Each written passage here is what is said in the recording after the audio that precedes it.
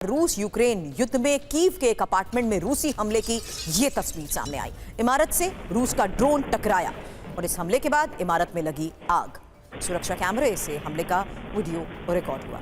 इन तस्वीरों को अगर आप गौर से देखेंगे तो इस सीसीटीवी में आपको पहले एक महिला नजर आएगी और अचानक जोरदार ब्लास्ट।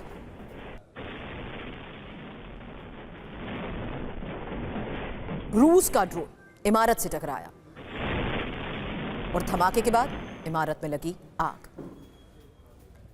अब डोनबास में रूसी ड्रोन हमला, बड़ी खबर। इस हमले में 2 यूक्रेनी पत्रकार मारे गए हैं और गैस स्टेशन के पास कार में सवार पत्रकार। युद्ध क्षेत्र में इस साल 7 यूक्रेनी पत्रकारों की मौत हुई।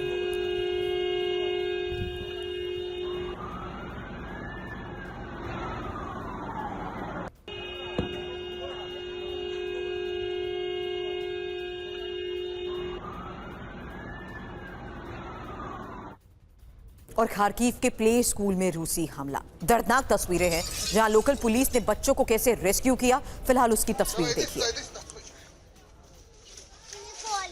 किंडरगार्टन पर यह हमला, इमारत के अंदर 48 मासूम फंसे थे। जोरदार धमाका और उसके बाद चीख पुकार।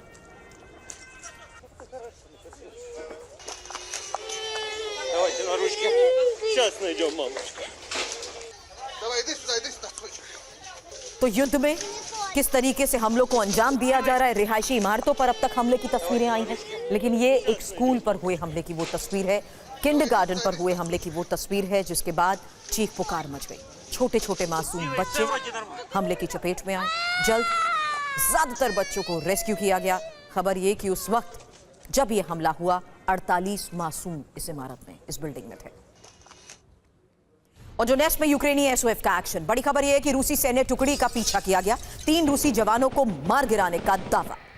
संचार उपकरण, दस्तावेज जब्त।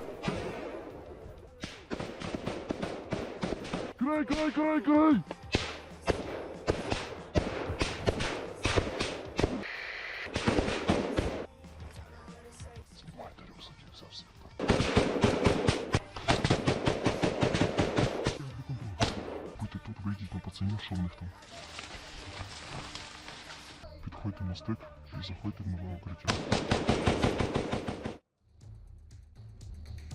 और अब आज की सबसे बड़ी खबर है, ब्रिटेन के समंदर में विनाशक स्टॉर्म शैडो से नेटो वर्सेस। इस बढ़ते तनाव के बीच नेटो वर्सेस रूस। क्यों? क्योंकि रूस के खिलाफ ब्रिटेन का एक बहुत बड़ा कदम, यही आज की बड़ी खबर है। जहां ब्रिटिश नेवी की फ्रिगेट ने रूसी युद्धपोत का पीछा किया।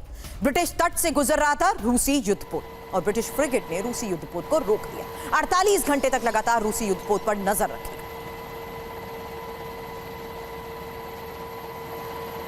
तो ब्रिटेन के समंदर में रूसी युद्धपोत, खबर पर एक एक डिटेल अब आपके सामने, क्योंकि जिस तरीके से लगातार तनाव बढ़ रहा है, दावे किए जा रहे हैं कि किस तरीके से अब ब्रिटिश फ्रिगेट ने रूसी युद्धपोत को रोक दिया। ब्रिटिश तट से रूसी युद्धपोत गुजर रहा था। ब्रिटिश नेवी की फ्रिगेट ने ही रूसी युद्धपोत का पीछा किया और 48 घंटे तक लगातार रूसी युद्धपोत पर नजर रखी गई। इस तनाव के बीच ये बड़ी खबर, जहां ब्रिटेन के समंदर में रूसी युद्धपोत से हड़कंप। खबर जानिए। रूसी युद्धपोत कुलाकोव ब्रिटिश तट के बिल्कुल पास पहुंचा। नेटो सेंट्रल कमांड से ब्रिटिश रॉयल नेवी को आदेश दिया गया, रूसी युद्धपोत का पीछा करने का आदेश। पोर्ट्समाउथ से रवाना हुआ ब्रिटिश फ्रिगेट एचएमएस डंकन और एचएमएस डंकन ने ही रूसी युद्धपोत के सेंसर को लॉक कर दिया। रूसी युद्धपोत के ऊपर नेटो हेलीकॉप्टर की उड़ान और डच और फ्रांसीसी नेवी भी इस ऑपरेशन में शामिल रही।